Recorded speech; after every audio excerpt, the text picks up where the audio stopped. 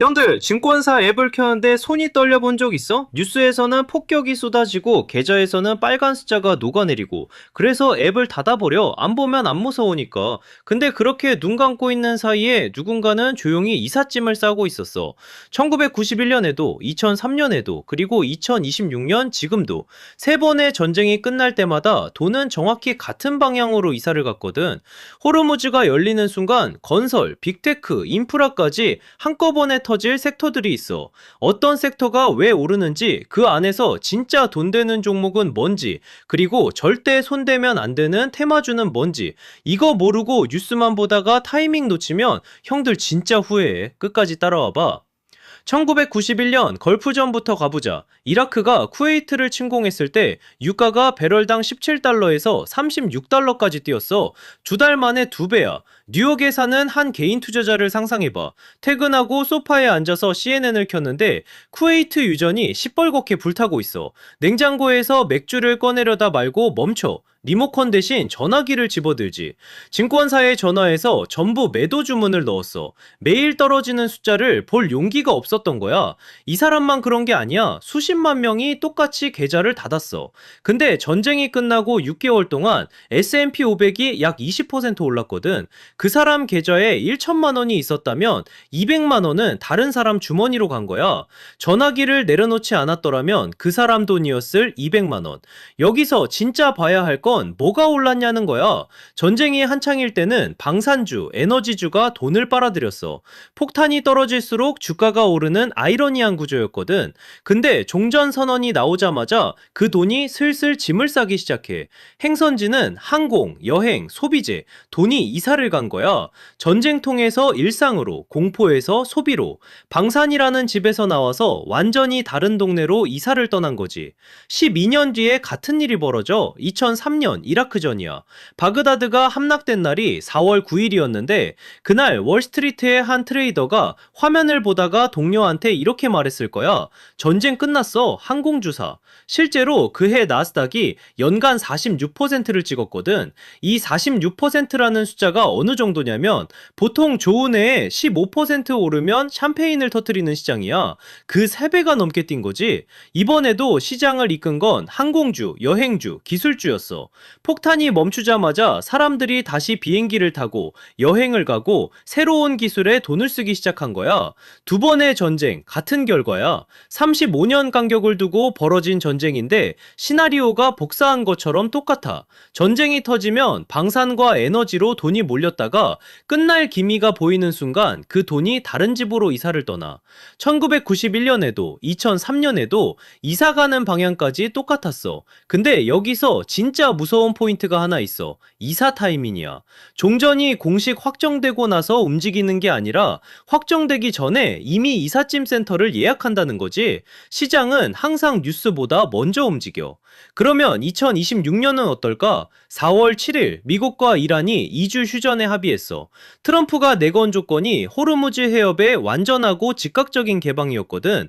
전 세계 해상 원유의 20에서 25%가 지나가는 그 좁은 물길이 다시 열릴 수 있다는 신호가 떨어진 거야. 형들, 시장이 그 소식을 듣고 가만히 있었을까? 벌써 움직이고 있어. 건설주가 들썩이고 에너지 흐름이 바뀌기 시작했어. 1991년, 2003년, 그리고 2026년 세 번째 이사가 시작된 거야. 자, 여기서 핵심인데 2026년은 이전 전쟁이랑 결정적으로 다른 점이 있어. 이번에는 돈이 이사가는 집이 한 채가 아니라 세 채가 동시에 열려. 자, 돈이 이사를 간다고 했잖아. 첫 번째 집부터 보자. 중동 재건이야. 4월 7일 미 이란 휴전 합의가 나오자마자 무슨 일이 벌어졌냐면 대우건설이 하루에 24% 가까이 뛰었어. 현대건설도 20% 넘게 올랐고 뉴스 보고 건설주 가나보다 하는 사이에 시장은 이미 짐을 다 싸놓은 거지. 그런데 이 급등이 단순히 분위기 때문이 아니야. 아살루에라는 곳을 한번 그려봐. 이란 남부 해안에 깔린 거대한 석유화학 단지야. 파이프라인이 거미줄처럼 엉켜있고 직류탑이 숲처럼 솟아있는 그런 곳이지. 이란 석유화학 수출의 85%가 이 단지 하나에서 나왔어. 근데 이스라엘 전투기가 이걸 폭격해버렸거든? 85%가 멈춘 거야. NH투자증권 추산으로 중동에너지 인프라 복원 비용만 최소 37조 원, 한국 기업 예상 수주가 12.5조 원 규모고, 37조 원이 얼마나 큰 돈이냐면 월급 300만 원 받는다 치면 100만 명이 3년 동안 한 푼도 안 쓰고 모아야 하는 금액이거든. 자, 이 박살난 증류탑을 다시 세울 수 있는 곳이 전 세계에 몇 곳이나 될까? 삼성 ANA가 증권가에서 플랜트 재건 1순위 수혜주로 꼽히는 이유가 여기 있어. 이 규모의 석유화학 플랜트를 설계부터 시공까지 한 번에 해본 경험이 있는 기업이 손에 꼽히거든. 현대건설, 대우건설, GS건설, DLENC까지 중동 수주 경험이 있는 건설사들이 줄을 서 있지. 근데 형들, 여기서 뒤집히는 게 있어.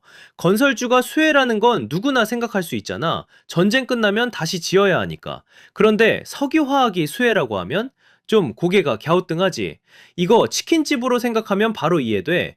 치킨집을 한다고 쳐봐. 치킨 값은 그대로인데 닭 원가가 반으로 떨어지면 어떻게 되겠어? 마진이 폭발하는 거잖아. 석유화학이 지금 딱 그 상황이야. 에틸렌이 치킨이고 나프타가 닭이야. 나프타 가격은 원유랑 같이 움직이니까 종전되면 유가 떨어지면서 원가가 빠져. 근데 에틸렌 가격은 아살루에 단지가 박살나면서 공급이 확 줄었으니까 높은 데서 버티고 있거든. 숫자로 보면 전쟁 전에 에틸렌 마진이 톤당 35달러였어. 지금은 200달러를 넘겼어.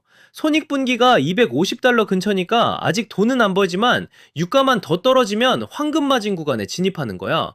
롯데케미칼 한번 봐. 4년 연속 적자야. 작년에만 영업손실이 9,400억 원이 넘었거든. 4년이면 1,461이야. 매일 아침 출근해서 적자를 확인하는 기분이 어떨까? 근데 이 회사가 갑자기 잘해서 턴어라운드 하는 게 아니야. 회사는 달라진 게 없어. 시장이 달라지는 거지. 원가는 내려가고 제품값은 올라가는 바람이 불기 시작하면 4년 동안 피를 흘리던 회사가 아무것도 안 했는데 숨을 쉬기 시작해. 가만히 서 있었을 뿐인데 바람 방향이 바뀐 거야. 형들, 돈 얘기를 하자면 건설주는 이미 한 번 튀었으니까 추격 매수는 위험할 수 있어. 근데 석유화학은 아직 시장이 제대로 반영을 안 했거든?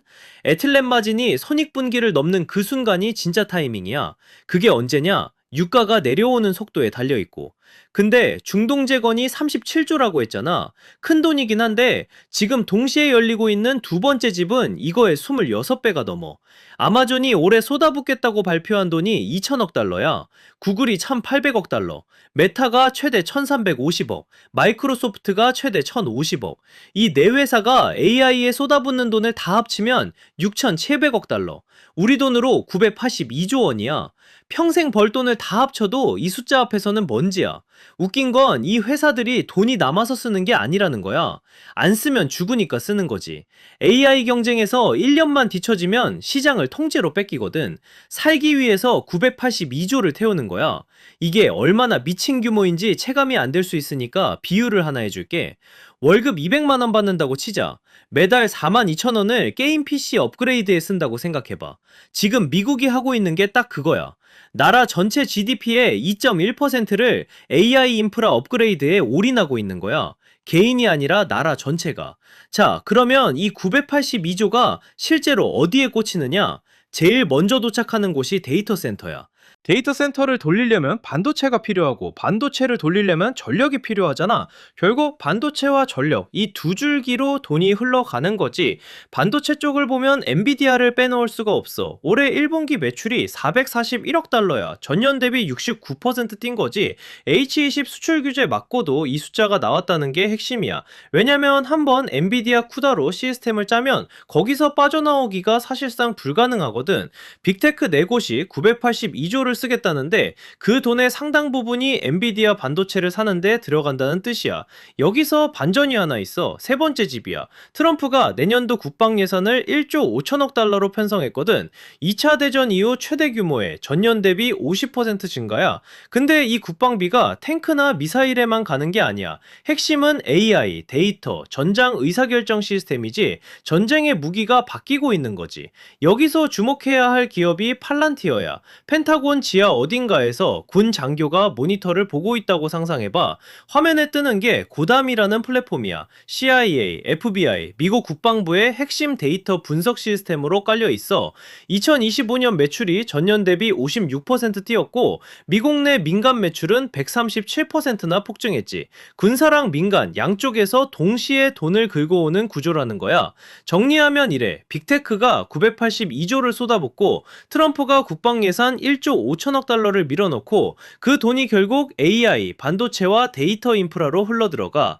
이 세 줄기가 한꺼번에 터지고 있다는 게 2026년이 이전 전쟁이랑 다른 결정적 차이야. 형들 계좌에서 엔비디아, 팔란티어, 그리고 삼성전자와 SK 하이닉스 같은 HBM 수혜주를 왜 지금 눈여겨봐야 하는지 숫자가 말해주고 있는 거지. 근데 이게 끝이 아니야. 이 982조짜리 돈이 빅테크 본사에만 쌓이는 게 아니야. 이 돈이 실제로 흘러가서 땅에 콘크리트를 붓고 철근을 세우고 전선을 까는 곳이 있거든. 자, 982조짜리 빅테크 투자금이랑 국방비가 실제로 땅에 닿는 곳이 어딘지 따라가 보자. 데이터 센터를 짓고 철로를 깔고 장비를 돌리는 기업들인데, 근데 이런 기업들 하나하나 찾으려면 머리가 터져. 그래서 나온 게 페이브라는 ETF야. 미국 인프라 기업만 모아놓은 바구니인데 여기 들어있는 돈이 17조 원이 넘어. 지난 1년 동안만 5조 넘게 새로 들어왔어. 돈이 이미 이 방향으로 이사를 시작한 거지. 근데 이 바구니 안을 뜯어보면 그물 같은 기업들이 숨어 있어. CPKC라는 철도 회사부터 보자. 지도를 한번 그려봐. 캐나다 밴쿠버에서 출발한 화물열차가 미국 시카고를 관통해서 멕시코시티까지 내려가. 국경을 2번 넘는 거지. 북미에서 이 세 나라를 한 줄로 잇는 철도망은 CPKC가 유일해. 유일하다는 게 무슨 뜻인지 알지? 경쟁자가 옆에 철로를 깔고 싶어도 깔 수가 없어. 땅이 없으니까. 인허가가 안 나오니까. 한 번 깔린 철도는 100년을 가는 독점이야. 그래서 이 회사 영업이익률이 38%야. 아이폰 파는 애플이 32%거든. 철도가 애플보다 마진이 높다는 소리야. 시총 110조 원짜리 독점 기업이 ETF 안에 조용히 들어앉아 있었던 거지. 이것만 있는 게 아니야. 뉴코라는 미국 1위 철강 회사는 53년 연속으로 배당을 올렸어. 오일 쇼크, 닷컴 버블, 리먼, 코로나를 전부 뚫은 거야. 유나이티드 렌탈은 건설 장비 렌탈 세계 1위인데 데이터 센터든 원전이든 장비를 안 빌리고 지을 수는 없잖아. 올해 매출 전망 25조 원에 자사주만 2조 원어치 사들이고 있어. 여기에 에너지 안보까지 겹쳐. 미국이 LNG 수출을 역대 최대로 찍었는데 알래스카에서 아시아까지 11이면 와. 중동 경유하면 16일 걸리고 비용은 3배인데 포스코 인터내셔널이 이 사업에 이미 들어가 있고 원전 쪽은 트럼프가 100기가와트에서 400기가와트로 4배를 키우겠다고 선언한 상태야. 아마존은 소형 원전으로 전력 계약까지 체결했지. 포인트를 정리하면 이거야. 페이브 하나로 뉴코, CPKC, 유나이티드 렌탈 같은 괴물들의 분산 투자가 돼. 개별 종목 고르기 부담스러우면 ETF로 깔아놓고 확신이 있는 종목만 따로 담는 거지. 영업이익률 38%짜리 독점 철도, 53년 무패 철강, 인프라 공사에 자동 연동되는 장비 렌탈, 이런 기업이 ETF 하나에 다 들어있었던 거야. 형들, 여기까지 들으면 당장 증권에 펴고 싶을 수 있는데 잠깐만. 지금 가장 위험한 함정 하나만 짚고 가자. 한 가지만 확실히 짚고 가자. 지금 증권 앱 검색창에 중동 재건 치면 난리거든. 아무 관련 없는 종목들까지 테마로 엮여서 상한가 가고 있어. 이게 제일 위험해. 이사 간다는 소문만 듣고 이삿짐 센터 주식 사는 격이야. 실제로 이사 가는 건 건설사고 플랜트 업체인데 소문에 편승한 종목들은 올라갈 때는 같이 가지만 빠질 때는 혼자 빠져. 그러면 진짜와 가짜를 어떻게 구별하냐? 기준이 3가지야. 첫째, 실제 수주나 매출로 연결되는 계약이 있는가? 현대건설이 중동 인프라 수주를 받았다. 삼성 E&A가 플랜트 재건 계약을 따냈다. 이런 게 확인돼야 해. 둘째, 대체가 안 되는 위치에 있는가? 그 기업 말고는 할 수 있는 곳이 없다는 과정 구조. 셋째, 실적이 이미 돌아서고 있거나 턴어라운드가 눈에 보이는가? 이 3가지 중 하나도 안 걸리면 그건 테마주야. 손대면 안 돼. 그러면 지금 가장 궁금한 건 이거잖아. 종전이 되면 어쩌고 안 되면 어쩌냐? 시나리오별로 정리해 줄게. 종전이 확정되면 건설, 플랜트, 석유화학 비중을 늘려. 유가가 떨어지면서 항공사 연료비가 매출의 45%에서 정상 수준인 20에서 35%로 돌아오거든. 항공, 여행주도 편입할 타이밍이야. 반대로 전쟁이 장기화되면 방산, 에너지 안보 쪽을 유지하면 돼. 근데 여기서 중요한 건 빅테크와 인프라 ETF는 전쟁이랑 상관없이 계속 유효하다는 거야. 아마존이 2천억 달러 쏟아붓는 건 이란 때문이 아니거든. AI 때문이지. 페이브 ETF, 엔비디아, 팔란티어는 종전이든 장기화든 양쪽 다 살아남는 코어 자산이야. 그리고 하나 더, 에너지 저장 장치 시장도 봐야 해. 지금 미국 시장의 80%를 중국이 깔고 앉아 있는데 차지 액트라는 법안이 하원을 통과했어. 중국산 전면 차단이지. 상원 심의만 남았는데 이게 통과되면 LG에솔, 삼성 SDI가 사실상 독점적 위치에 서게 돼. K배터리한테 문이 활짝 열리는 거지. 이 세 가지 기준만 기억해. 계약 있는가, 대체 불가인가, 실적이 도는가. 이것만 알면 테마주에 안 걸려. 형들 정리해보자. 1991년 걸프전, 2003년 이라크전, 그리고 2026년 지금 세 번의 전쟁을 거치면서 돈은 매번 같은 방식으로 움직였어. 전쟁이 끝나기도 전에 이삿짐을 싸서 새 집으로 먼저 떠나버리는 거지. 처음에 새 채라고 했지. 중동 재건, 빅테크, AI, 국방. 근데 뜯어보니까 건설, 석유화학, 반도체, 인프라 ETF, 에너지 안보까지 5갈래로 뻗어나갔어. 이 5갈래 길목에 형들 계좌를 세워놓을지 말지 그건 이제 판단은 각자의 몫이야. 돈이 이사가는 방향은 데이터가 이미 알려줬어. 3번이나 같은 길을 갔으니까. 이번에도 그 길목에 서 있을 건지 뉴스만 보다가 뒤늦게 후회할 건지. 이 영상이 도움이 됐으면 좋아요 한 번만 눌러주고 주변에 지금 계좌 열기 무서워하는 사람 있으면 이 영상 공유해줘. 그게 진짜 도움이 돼.